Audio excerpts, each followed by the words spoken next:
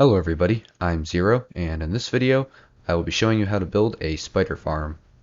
Let's start off with finding a good location to build the farm.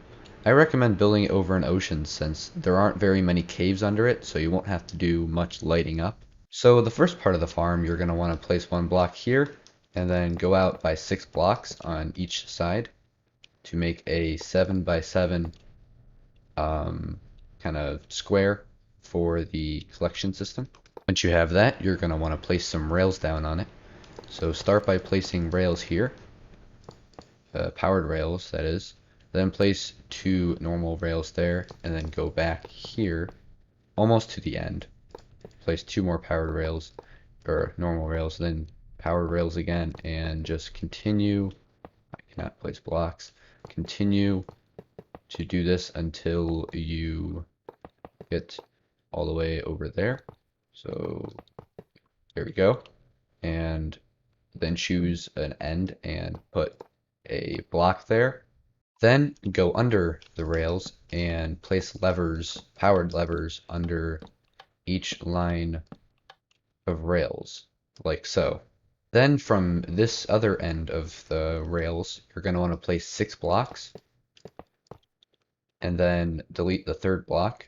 Then on top of these blocks, you're going to want to place one powered rail there and a normal rail there. Then go over here and place a chest, or you can place it to this side over here, or wherever you want under it. Doesn't really matter, as long as you can have a hopper leading into it that is like right in front of this powered or normal rail. Then put a powered rail on top of that hopper, and on these 3 blocks we're going to be working on here now, put a comparator there, a block there, and a redstone torch there, and you can actually delete those 2 blocks. Then put a block there, a block on top of the comparator, and a repeater leading into this block from this block. So what happens is a hopper minecart goes on all these rails, and then it ends up on this one, and if it has stuff in it, then the stuff will go into the hopper, which will power the comparator, which will turn off the torch, which will turn off the repeater, which will turn off the rail, which will cause the hopper minecart to stop moving. And then once this hopper is empty, this rail will power back on, and the hopper minecart will go back. Next, you're gonna want to place magma blocks all on top of these rails, just in a 7 by 7 pattern. So you're gonna need 49 magma blocks, and don't place them on any of these rails. Next, you're gonna want to place some temporary blocks here or here, either way, and just kind of wrap around the top of the magma blocks square thing here, and then place trapdoors on the sides of all of these, and don't flip them up like that, just leave them like this. Once you've done that, you can delete all of your temporary blocks, and then place more trapdoors on top of these, and don't just like leave them up like that. Keep them down like this. Next, you're going to want to place some blocks on top of these trapdoors here, like so. You can actually fill in the corners like this. Then inside these, you're going to want to place some, what are these called? Fence gates. You're going to want to place these on the inside of this block ring, and then open them all. Then go out 1 block from this ring around here and place another one on top of this block, and just go around and place another ring, and this should be 5 by 5, and then open them.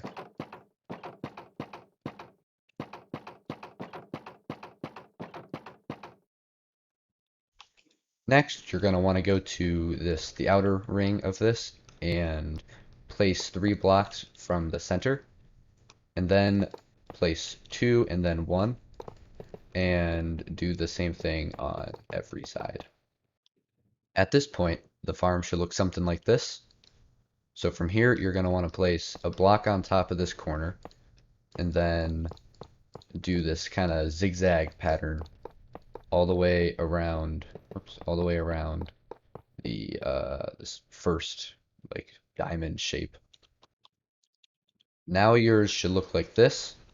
So go down to this block here and place 6 blocks from it. So there should be another 6 blocks here, and do that on every side. And then fill in the area between these two by kind of going out like this, and you're going to want to create another diamond pattern. Just kind of go out like this and goes in 1 block each time, and it should line up another zigzag pattern, and do that on all 4 sides. Now your farm should look like this. So it goes out by 7 blocks on each of these, whatever. This is like 7 blocks thick. Once you have this, you're going to want to place a temporary block on this edge of it, and then go out by 7 blocks, like so. Actually, I forgot how to count. I should go back to kindergarten. That's 7 blocks. Go up by 7 blocks on each side, and that's 6. Wow, I'm really struggling here. And do that on all sides. Once it looks like this, you're going to want to go over here and place another 7 blocks from this in kind of that same zigzag pattern. And it's going to basically go out and connect these two in a zigzag pattern. Once you have something like this, you're going to want to go down here and place a temporary block and go out 7 blocks from this one. That's 7? Yeah, you got it right. Okay. And then go out to this edge and place another 6, and kind of just fill out these corners on each side. Now you should have something that looks like this. So to get the measurements right, it's going to be 7 blocks there, 7 blocks there, 1 block there, 7 blocks there, and 7 blocks there on all sides. So here's a top view of it. If you want to copy that, I used iron blocks because they have a really good grid pattern. So yep, if you don't have it already, then get that. Next, we're going to want to go back to these little 1 block things and place a temporary block on the side of it. Then go up by 2 blocks, like that, right, the temporary block. And then go out by 7 blocks on each side, like so. And then on top of these blocks, these end blocks, you're going to want to place a block on top of them, and then go up by another 7 blocks, and just like that, and continue that pattern all the way around. So it should look like this, and it should have an extra block kind of going past this edge on each side, and you do not need these corner blocks. Now the platform should look something like this. Here's a side view of it.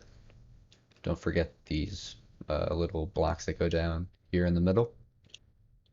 And next we're going to want to place water on these corners. So get water and just place 1 bucket of water on each corner. And if you built it right, it should go down. That looks pretty cool. If I place them all at the same time, it will look really cool. So something like this. And the water should reach these fence gates and not flow into here. And it should also the water should also go on top of these ones down here. But like I said, make sure the water doesn't get in here. And yeah, let's move on to building the clock for the water buckets in the spawning platforms. So this clock is quite simple. To build it, you're just gonna want to kind of go up here, maybe 3 or 4 blocks, so that the spiders can't jump up on it, and place a block in the very center, and then place some blocks here to make it so that it's 4 blocks long.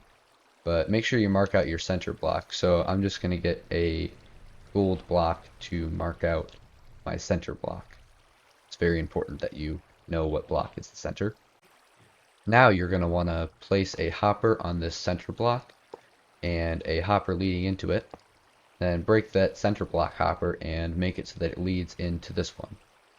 Next, make a comparator go out from each one on these end blocks and put it leading into a block on both sides. And then place a redstone torch on the side of this block here and do that on both sides.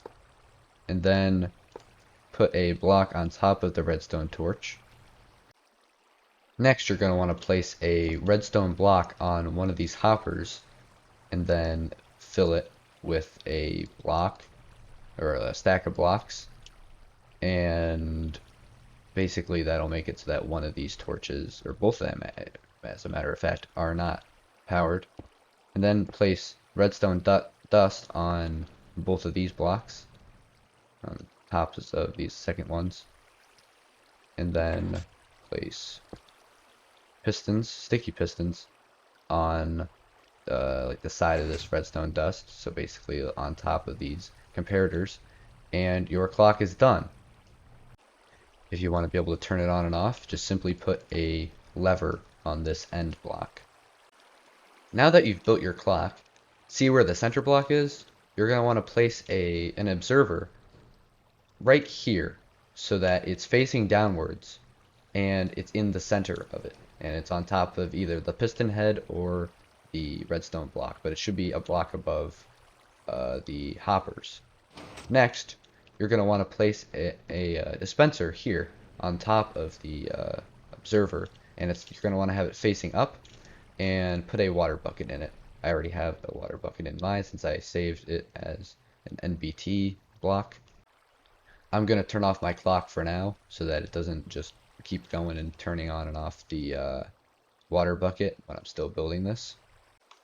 Now place a block on top of the dropper and then place another observer facing into that block, and you can break that block.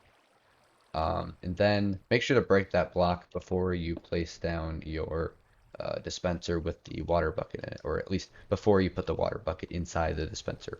Break the block. So now that you have 2 of these here, you're going to want to have 8 more so that you have a total of 10 of these things, including this first one. Once you have finished building these dispenser observer things with the block in between them, once you have 10 of those, you're going to want to go to this first dispenser and place 8 blocks out from all 4 sides of it. At 8, that is 7. I need to work on my counting skills, and just do that on all 4 sides. Once you've done that, fill it in with like another zigzag pattern to make a diamond shape. Once you've built this diamond shape here, make sure it's 8 blocks out on each side. You're going to want to go and from this observer here on the top layer, so basically you can crouch under these slabs, that's how high up they are. You're going to want to go out another 8 blocks on each side of this observer and basically make the same pattern as you made here. After you've placed these slabs here, you're going to want to go up here to the top of them and place the same thing that you did down here from this dispenser. So these blocks should be right on top of the slabs. And yeah, 8 blocks out. And basically continue this pattern all the way up until you get to the top. And there's not going to be an observer for you to place these slabs on at the top. So just fill in the middle block with another slab. From here, you're going to want to go out by another 7 blocks. Is that 7? No, that is 8, I believe. Yeah, so go out by another, no, that was 7. So basically have a total of 8 blocks from here to here. And this is just so that the sunlight does not affect the mob spawning during the day. And do that on all sides of this diamond to make a larger diamond. So basically just fill it in all the way around. So once you've built this platform here, you're going to want to go down and probably turn on the clock again, because spiders will definitely start to spawn. And you're also going to want to go down here and get a hopper minecart to go back and forth and collect all the items that will be produced by this farm. So next thing you're going to want to do is place some torches here. Just light the whole thing up. Don't worry, this will not affect spiders spawning anywhere because this goes out by at least 7 blocks. So yeah, just place a whole lot of torches so that no mobs can spawn on top of these slabs, because these are top slabs, so they're like blocks in place, which means mobs can spawn on these. Now you could also just place another layer of slabs on top of this thing, but I would not recommend that for obvious reasons. Take a very long amount of time and more resources than you probably want to use. So with that, your farm's done. If you enjoyed this video, consider subscribing to my channel for more general Minecraft content and maybe other games in the future, but probably just Minecraft. So thanks for watching. See ya.